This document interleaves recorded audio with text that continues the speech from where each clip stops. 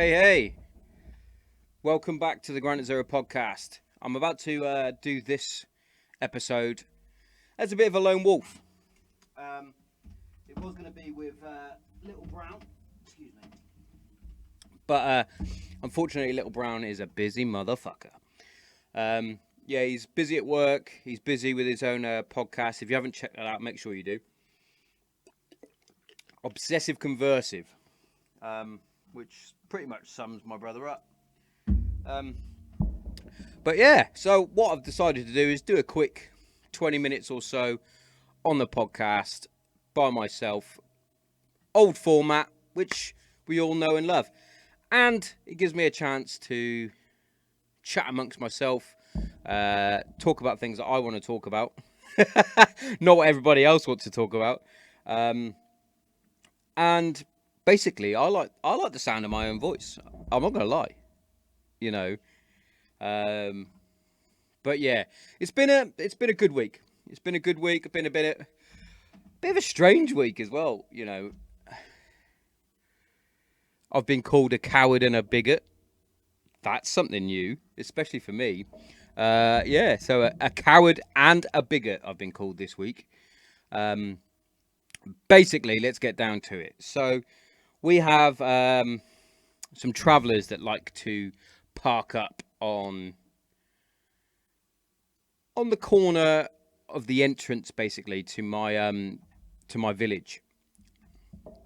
Now, I don't tend to have too much of a drama or an issue with travellers, pikeys, gypsies, whatever the fuck you want to call them. I don't tend to have a problem with them. What I do have a problem with is their lack of personal hygiene, for a start, the lack of courtesy towards others, and the lack of just general cleanliness. You know, those three things are huge, especially in the times that we're living in this fucking time of pandemic, this time of horrendous, horrific, hideous diseases and viruses and other such crap that's going on. You know, for sure, stay, but take your rubbish with you. Yeah, I ain't got a problem with that. Stay, don't cause a mess, don't break shit, don't ruin the nature around you, and take your rubbish. Yeah, pretty self-explanatory, I would say. Secondly, and most importantly, take a shit in a toilet. And you're saying to me, Tommo, what the fuck are you talking about? And I will tell you, right? They have literally taken a shit on the public path, right? Another member of the village rode his bike through it. Actual human shit. Now, in my eyes, that's fucking foul. That's heinous. That is disgusting. Big time, right? Big time disgusting. In my eyes. And most people's eyes, I would expect. But no. So it pops up on the Facebook. On the Facebook. It pops up, right? And it pops up, oh, the travellers are here. And obviously most people pipe up, oh, I don't like travellers. I ain't got a problem with travellers, just so I'm saying. When they're courteous, right? But so I should have left it. How about they don't take a shit on the path? Pretty much that's all I said. I was bombarded. I don't know if these people are from gypsy descent or pikey descent or whatever the fuck. But yeah, I got attacked. I got attacked on Facebook. And I was the one called a keyboard warrior and a coward because I wouldn't go over and speak to the gypsies myself. Or the pikey, whatever they are, travellers. I'm sorry, I got better things to do. So all I did was, don't shit on a path. Pretty obvious. Don't shit on the path. Yeah? And it was like, why are you so bigoted and I'm like, I'm not. I ain't got a problem with them. Feel free, roam the land. Put down gypsy entitlement, traveller's rights, whatever. Use a public toilet or purchase a portable toilet and shit in that. I couldn't help myself. I even put, I'm pretty sure in Afghanistan they used a toilet. The locals. If they didn't, they would never shit on a public walkway. Yeah? It's fucking obvious to me. Oh, but yeah, so that was a Facebook argument that I had this week, which was fun.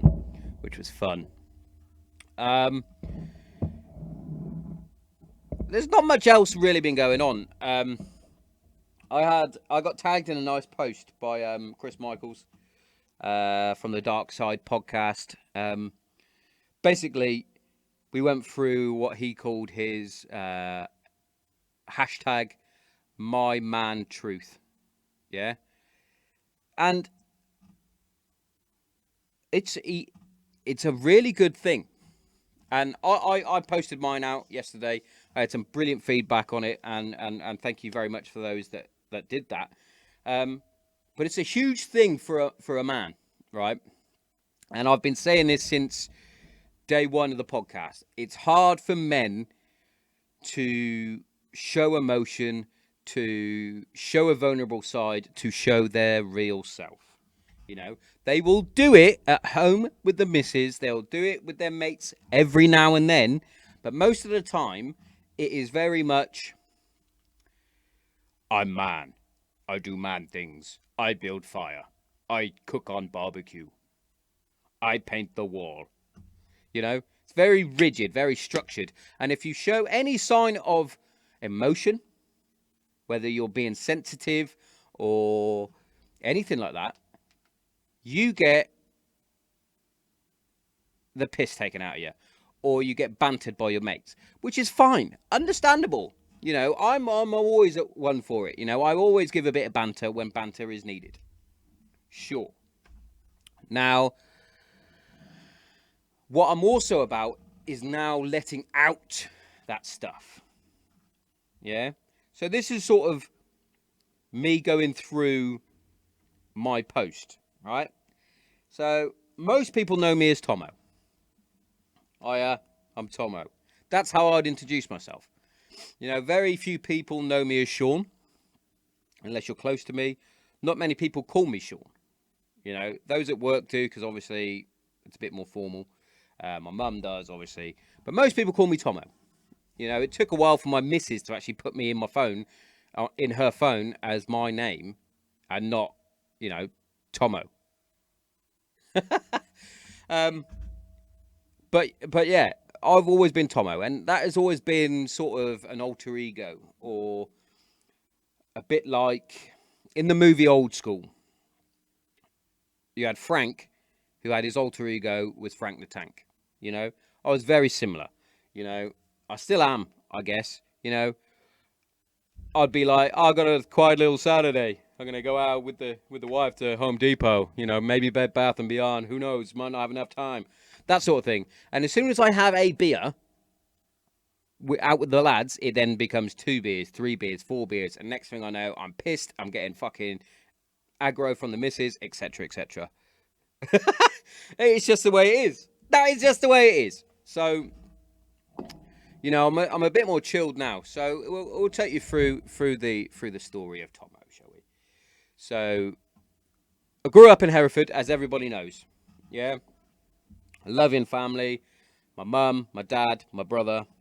Very close to mum's side of the family, more so than my dad's side of the family, but still quite distant.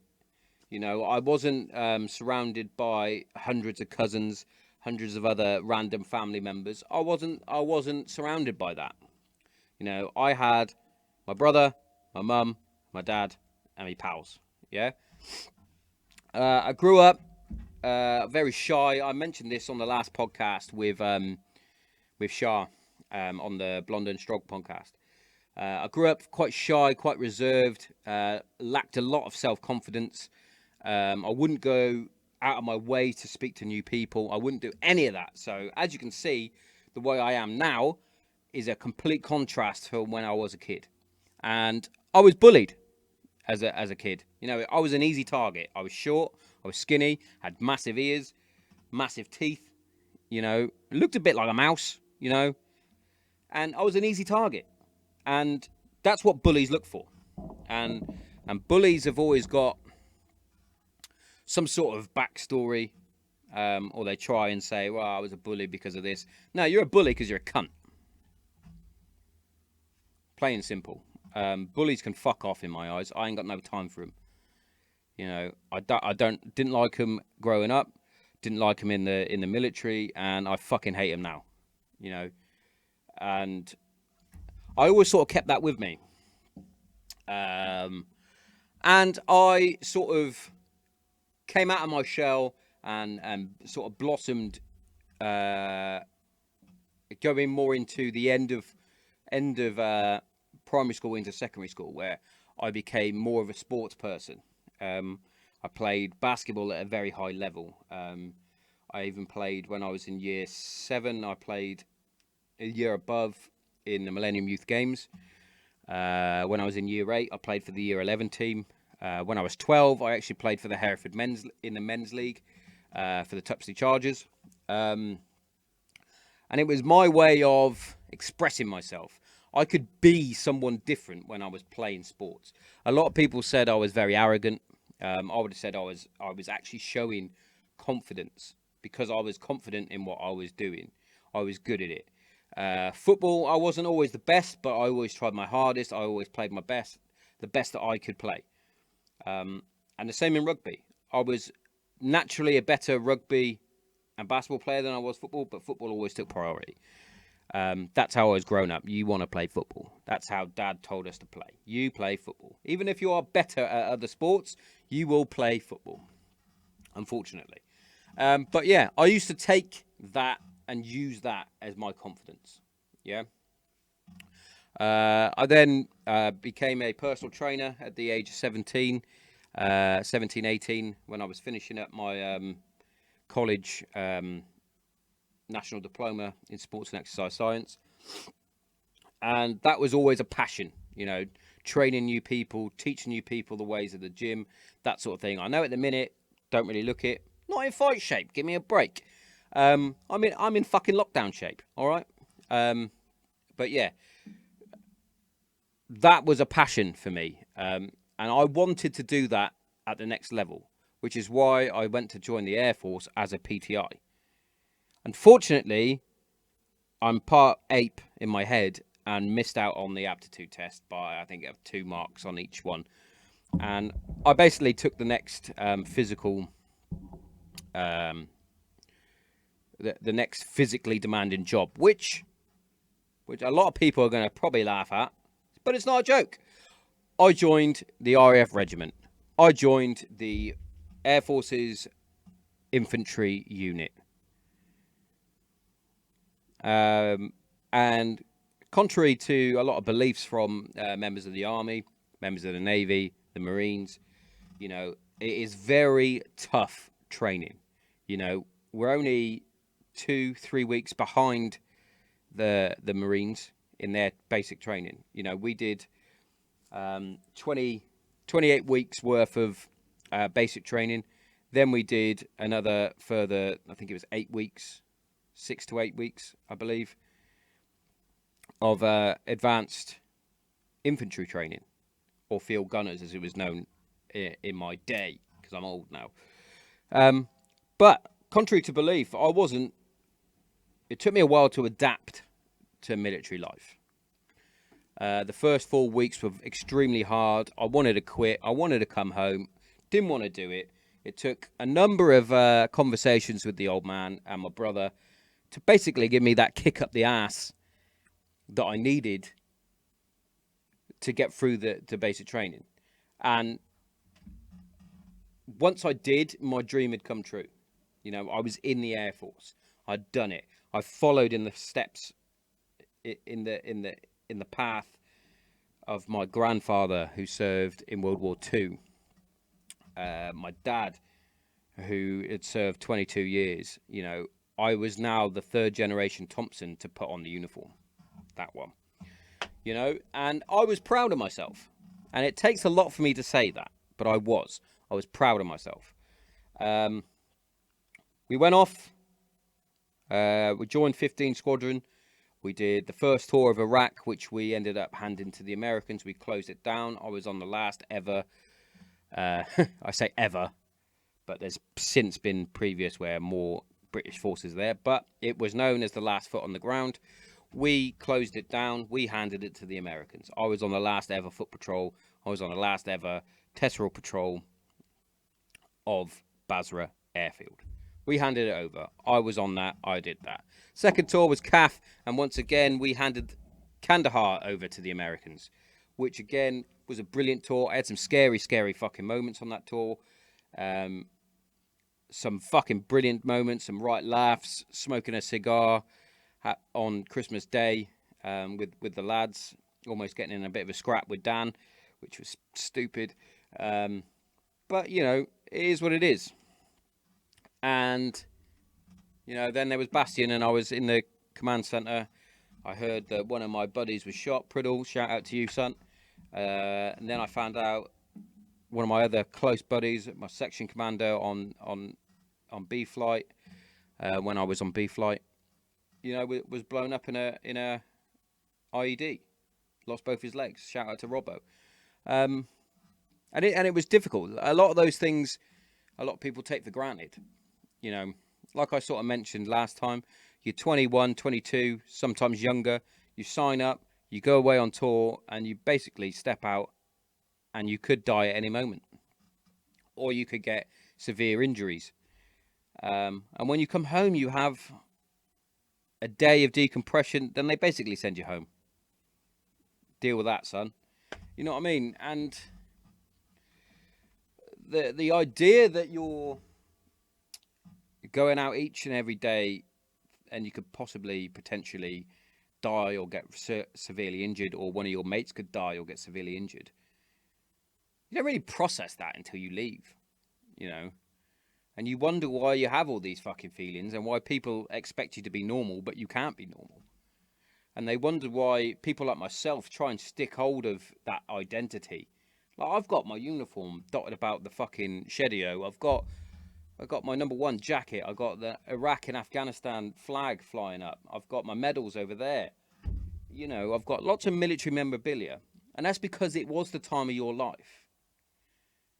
And it consumes you. You're part of a new family. And when you leave, you're not taught how to deal with that when you leave. Which is why there's so much depression. Which is why there's so many people with anxiety issues. Which is why there's so many people with PTSD. And a lot of people go, you probably haven't got PTSD. You've probably just got depression. Which is, in some cases, very true. And like I had when I first came out and started doing the podcast, you haven't got it. You're a Walter Mitty. You're faking. You're lying. That's not the case, right? When you actually boil it down, and I sat down countless hours with therapists, going through the things that I saw, heard, witnessed, the being unable to decompress after being away on tour. You think you have, but you haven't. And they wonder why soldiers get home and don't know how to deal with these emotions. You're on a fucking level all the time. All the time. You're up here, you're up here, you're up here. And then you get home and they're like, whoa. No, you can't do that. You can't do that, son. And they wonder why they come back and squaddies are a nightmare when they're out on the piss. Because we're always at that fucking state of readiness all the time. For sometimes 7 months plus. And they expect you to come home and be normal. Or when you leave to be normal.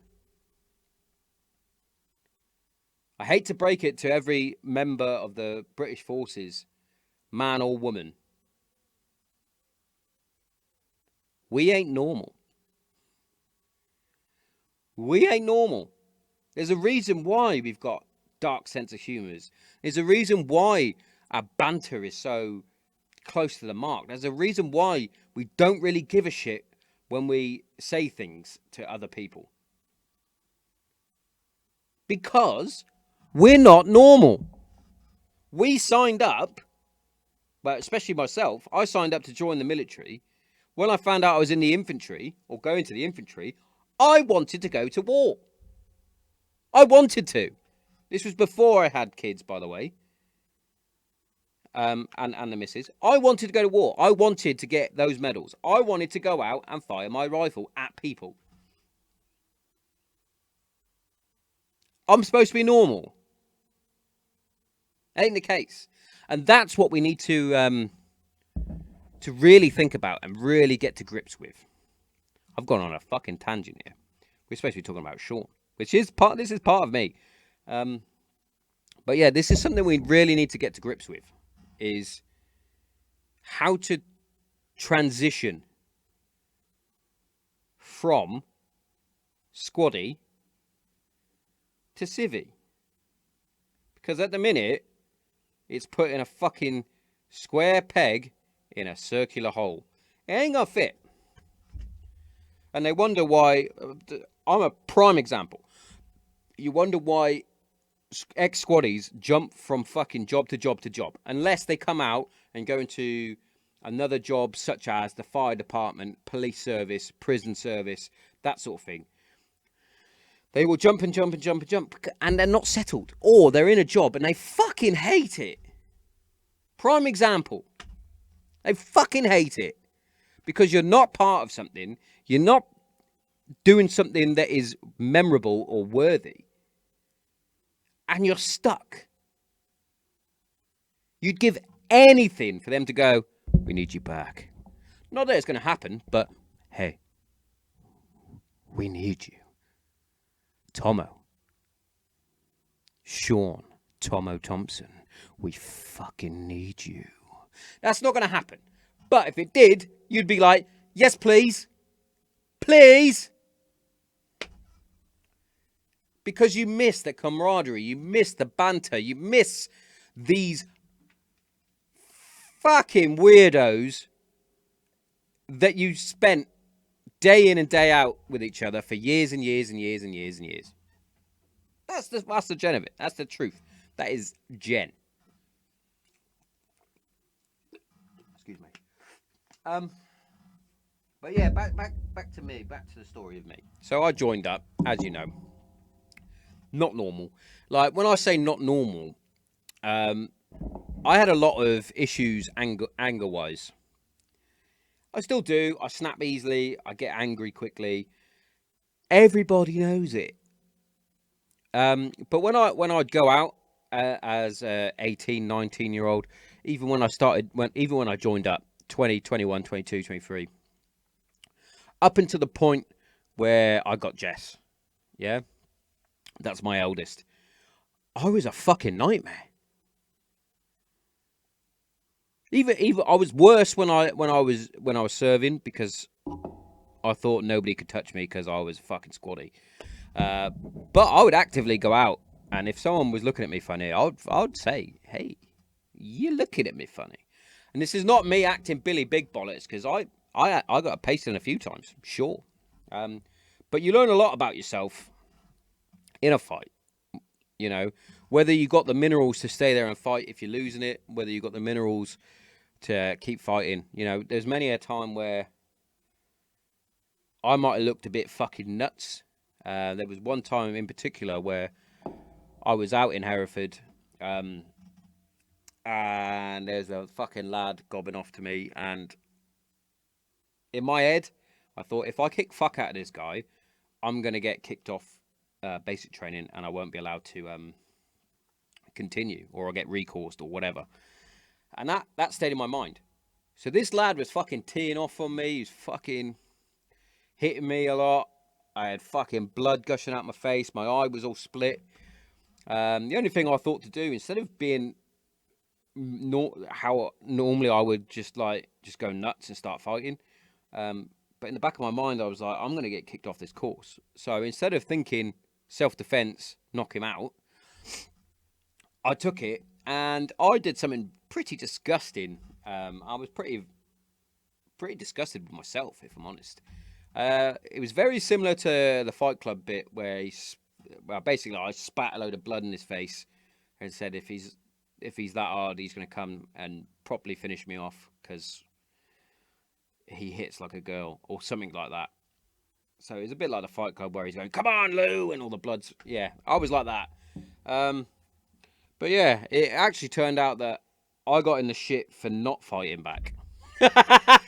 Me. But yeah, that was me. I love to fight. And it was something about the adrenaline buzz, the feel of hitting someone really hard in the face. You know, which is why I think I enjoyed boxing. You know, and having a bit of a structure around it was brilliant. It really was. Which is coming up to almost 3 years ago now. My boxing fight. But anyway, so yeah, that's pretty much me up until the point where I hit my lowest, and I've told that story way too often. And started the Granite Zero movement podcast, whatever you want to call it. But what I touched on it, obviously, the transition phase from squaddy to civvy doesn't fit, and I think that's a huge thing that the veteran community really needs to work on, as well as those that are thinking of leaving and those that are serving that are supposed to be dealing with those that are leaving. For example, I did a CP course. I'm close protection trained. I haven't used it because I haven't really got that sort of time in my life with the two girls, misses. You know, I haven't got that time, and the reason why I left the military was to spend time. Now, going away for months on end, weeks on end, and only coming back for a small period isn't why I left the military. So that's why I haven't done it. However, when I was going through my resettlement phase, it was, what do you want to do? And I was like, well, I'm thinking I'll probably go into security. It's one of the easiest things I could do. I don't have the greatest qualifications. I do have good qualifications, don't get me wrong. I've got my fucking A to C's in English, math, science, and a few others. I've got my 3A levels in sports and exercise science, but I never thought to use those. Yeah. So I was like, I'll do security. What's your close protection courses like? And instead of me doing that, instead of them saying, oh, right, Sean, that's a good idea. However, have you thought about these courses? Or have a read into this book. It will help you with this. You know, none of that. It was like, yeah, all right, cool. We'll put you on this course. Done, dusted, haven't used it. You know, and, well, I say I haven't used it. I did sort of use it. I did surveillance for a good couple of years, and I did enjoy it until they started sending me all over the country. Again, that's not what I signed up for. However, very good job. I highly recommend it. I used to go out and spy on fucking benefit sheets. Brilliant job. I'll go on to that another time. But yeah, it's been a tricky few years. You know, I left in 2013. Yeah, 2013 I left. So be coming up 7 years this year. In that time, I've had one, two. I'm going to count those as 2 jobs because I was made redundant in 1, 3, 4. I've had 5 jobs in 7 years. You know, and that is the big fucking thing. Is the being unable to settle. Being unable to settle and find that sense of community, that brotherhood, that camaraderie, comradeship. You know, it's a big thing, and it affects a lot of people up here in the fucking noggin. And you know, a lot of people, myself included, you don't know how to articulate yourself or express yourself to get rid of these fucking thoughts and feelings in your head. It's a true statement. How it took me fucking a very long time to, one, admit I had a problem, two, deal with my problem, and three, air my problem, and four, actually go to the fucking doctor. You know, I almost lost every fucking thing. You know, I'm very, very lucky. I'm a very lucky man that my wife fucking loves me. I don't know why, because I'm a fucking prick most of the time. Well, not most of the time. I'm all right. But let's face it, I haven't been the greatest person to be around. I was emotionally closed off. I was angry. I couldn't articulate my way. I couldn't. I was just quiet. I was angry. I was snappy. I would shout at girls. You know, I've been through that enough times. I've told you guys that enough. And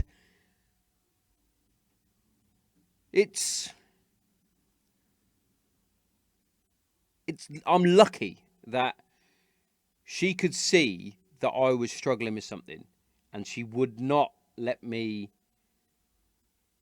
suffer in silence.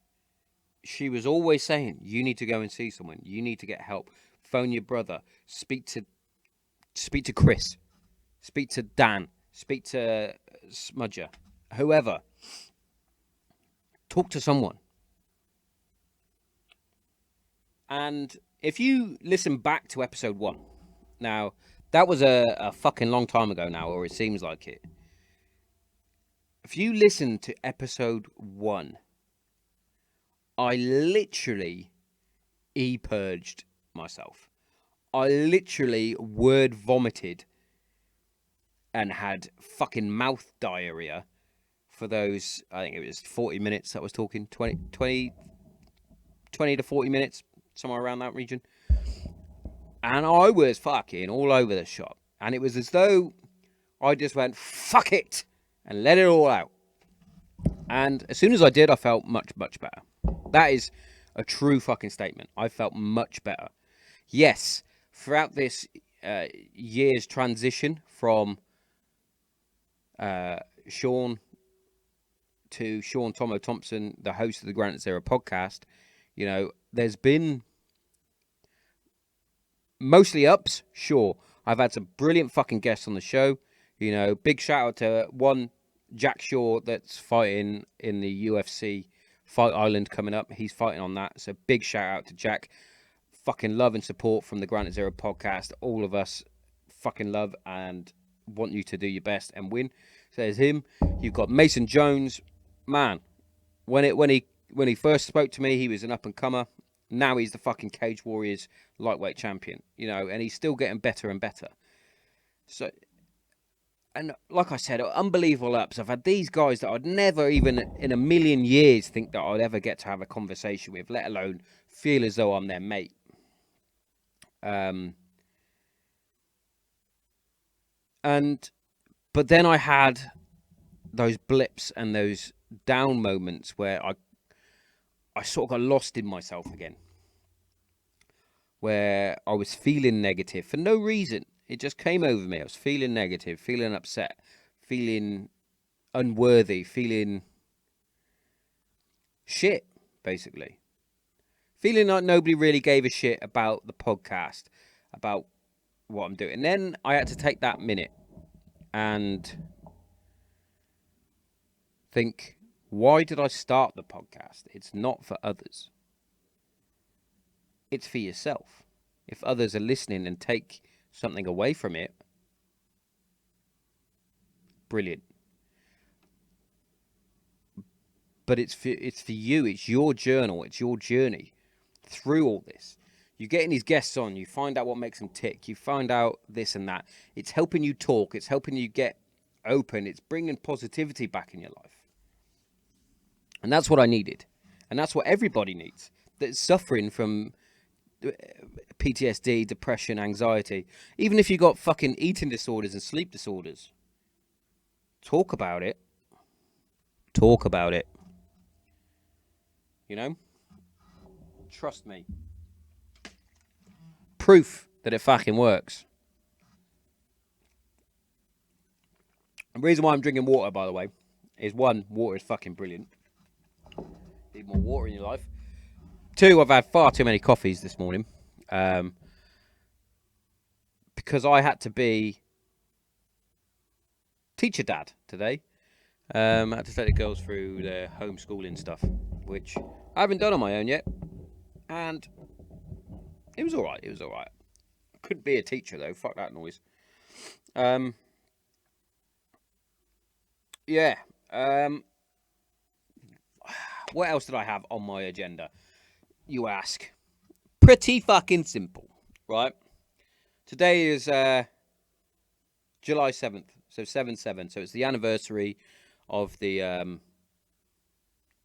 July bombings, the 7/7 bombings in London.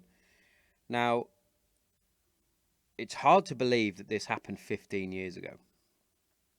But what's harder to believe, in my eyes, is that this doesn't get talked about half as much as other attacks. I know that there's other attacks out there that barely get mentioned. Barely get mentioned. And I mean, you know, the like the attacks in fucking in France, Belgium.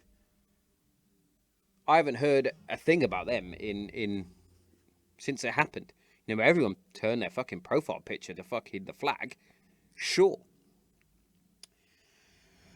But, you know, with all that's been going on in the world, you know, over these last few weeks, the pandemic and the Black Lives Matter movements, everybody going fucking bonkers and going to the beach, being locked down, all of that, you know, we take a lot for granted. And what I was going on about was the 7/7 bombings was a huge, huge thing. It may not have killed as many people as 9/11. However, it was still a fucking huge terrorist attack on the capital of the United Kingdom, the capital of England. And it's like, oh, it's all right. We're English. Stip up for lip. Fuck that. You know, these people should still be mourned. Should still be thought about. Should still be having posts about on this day. You know, everyone is forever putting up the fucking picture of the lights of the Twin Towers. Sure, obviously, that was a huge, big deal. Of course it was. I'm not saying it wasn't. 7/7 is on par. And I do it every year. I always put a post up. I'm always saying, you know, I wish more people would talk about this still. It was a massive deal, man. Massive deal. 7th of July, 2005. You know, a lot of people lost their lives, a lot of people injured, and there was a lot of people that stood up and was counted that day and gave life-saving first aid to people, those people that were first people on scene, those people that were like trained first aiders that just happened to be there. There was a guy that fucking saved a bloke's life because he used his belt as a tourniquet. All those sorts of things, man. More and more people need to be taught these first person on scene sort of first aid traits. There's not enough people doing it. There's not enough people on these courses. And, you know, I know 3 people that are first person on scene trained. 3, that's it. I only know 3 people. You know, I might know more, but the 3 that I know is myself, Dan Shipper, and Chris Dunn. You know, I did mine 2013, so I'm probably slightly out of date. However, I've asked countless times to go on refresher courses. I'm still waiting, which is disgusting. And I just think it's something that a lot of people would benefit from. And it's obviously the instructors are going to have to get paid and things like that. But my God, basic first aid is one thing. First person on scene, you get to learn the ins and outs of all these intricate things. Like you go on a first aid course, and the first thing, obviously, you do the ABC and all that sort of stuff. We were always taught the CABC, obviously, catastrophic bleed first, obviously. But I don't know if I spoke to my missus and going, well, I've collapsed, what are you going to do? She doesn't fucking know. No offence to her, but she doesn't know. And you would think, for example, for my missus, she's a hairdresser and her boss has got a severe fucking heart condition. You would think that the people in the fucking shop should know some sort of fucking first aid. I'm pretty sure her best mate don't know it, and nor do the other women that work there. It's a huge thing. And how many more lives could have been saved during those bombings and things like that if more and more people were fucking first aid trained? How many people, right, when you're at work and you get told you're going on a first aid course, do they go, oh, fucking hell, boring? It's not fucking boring. It's needed. Like, I'm lucky, like, I went and did my first aid in the Air Force, which you have to do. I then did a battlefield medics course, so it was advanced sort of medic stuff. Did that, came out, and I did my first person on scene. And we were always constantly getting updated. I haven't been updated since I left, but I've got 3 A levels in it, so I'm sure I can crack on. I'm sure I still know certain things. There might be some updates that I need to know, but that doesn't mean I don't know stuff. I'm also qualified in sports injuries, but that's another matter. But yeah, this episode has been a bit higgledy-piggledy, but that's how I like to do it. It's my show. Do what the fuck I want. Yeah, but to summarise, this episode, it's been nice sitting here just expressing all the fucking stuff in my head. But yeah, to summarise, pikeys, travellers, gypsies, whatever you want to be called, pick up your fucking shit. 2, squaddies and veterans aren't normal. Yeah? And 3, let's fucking celebrate the lives of those that were lost during the July bombings, the 7/7 bombings, And let's try and be better humans by doing things like first aid courses, helping out people that are struggling mentally. I had to sit down and speak with Jess yesterday about why I have to take antidepressants and what is wrong with my fucking head and why I call them happy pills. That was a tough conversation, but it's a conversation we had to have. She was asking the questions. I'm not going to lie to her. I was saying, look, as an adult, things get on top of you. Daddy's done things and seen things that most people haven't. Daddy's been in high stress situations that he has been unable to deal with. Daddy left several jobs because he can't settle. Daddy can't process his emotions properly, so I need to be balanced. That's why I take these pills. That's why I do the podcast. And she was like, oh, that's why you got a podcast. Oh, that makes sense. Bless her. But yeah, that is that.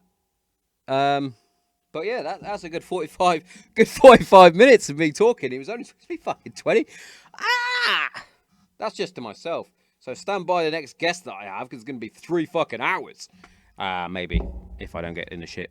But yeah, once again, as always, troopers, thank you very much for listening in on me ramble on and talk shit. I say talk shit. Most of what I've been saying is good stuff. So make if I say anything that is decent and you take it on board, please let me know. If you're a new subscriber, a new listener, anything like that, please give me a fucking review, give me a fucking comment, let me know, share the shit out of the podcast. It helps people realise that it's okay to talk about stuff. and we're all one team, and it's all one effort. It's all one effort, guys. Yeah. But yeah. Cheers for coming to the show. Thank you very much. I've been Tommo. This has been the Granite Zero podcast. I'm out.